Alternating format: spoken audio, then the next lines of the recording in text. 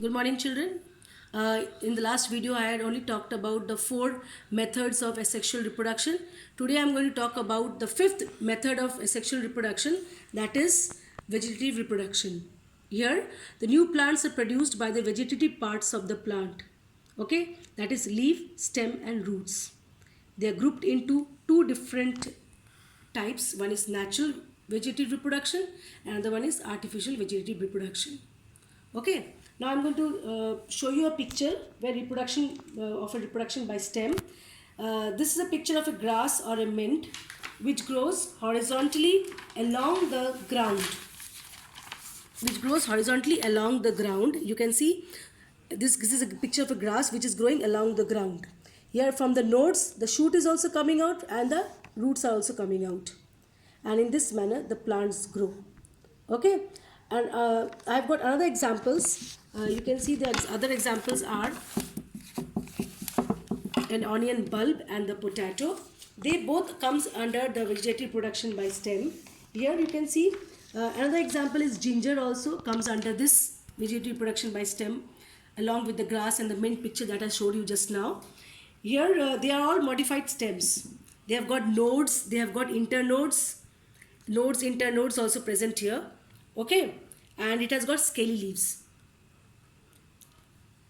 And the farmers, when they cut them into pieces and they grow in the ground, through the axillary bud a new plant comes out.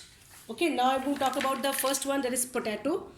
It bears eyes. Can you see eyes? This eyes actually has the buds inside them, and it is protected by the scaly leaves. The scaly leaves protects these eyes, the buds, and from the buds, during favorable condition, the new plants comes out. Okay, and here you can see this is a picture of an onion bulb. Here you can see the stem is in the form of a condensed disc-like structure. This portion, condensed disc-like structure, is the stem.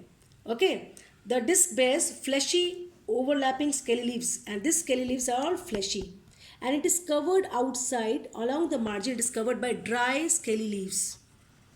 Now these fleshy scaly leaves, they are actually storing food for the plants, and the dry scaly leaves, it is protecting the fleshy scaly leaves. Okay, here in the disc-like stem you have got terminal and axillary buds. These buds grow into shoots under favorable environmental conditions. They grow into shoot. Okay, now again I come back. Here you can see the axillary buds, fleshy scaly adventitious roots. This is roots, stem, and these are the, this is the part. From here the axillary bud, the new plants comes out. Okay, now I'm going to talk, this is so I had talked about the stem part. Now I'm going to talk about the leaf part. In leaves, what is happening, there is a plant called bryophyllum. Okay, there the buds are produced along the margins of the leaf. Suppose there is a leaf, along the margin of the leaf you will find the buds growing, and they fall when they fall in the moist soil, and along the margins, that buds that are growing, they fall on the ground and they grow into new tiny plants. Okay, after some 10 to 12 days they grow into new plants. And the last one, that is the roots. This takes place in plants like sweet potato and carrot, asparagus.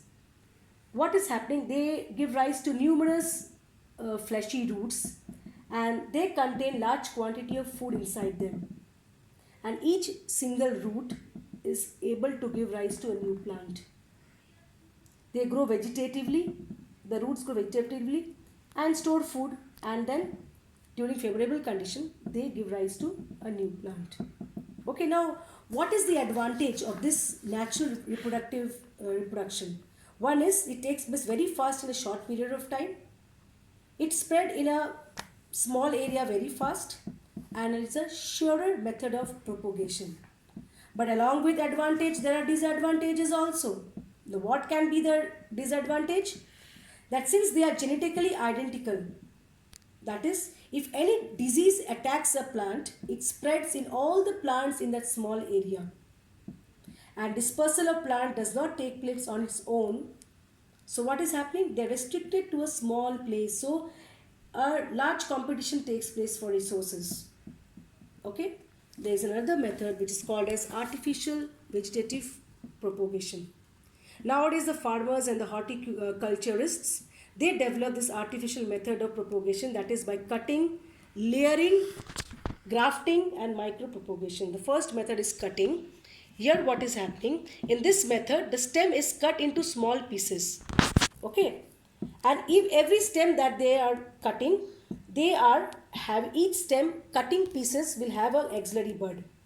Now, during favorable condition, what is happening? They are grown on the ground, and from there the bud roots grow and a new plant comes out. It is common in sugarcane, rose, China rose and lemon. Thank you children. I'll be dealing with the other parts in the next video.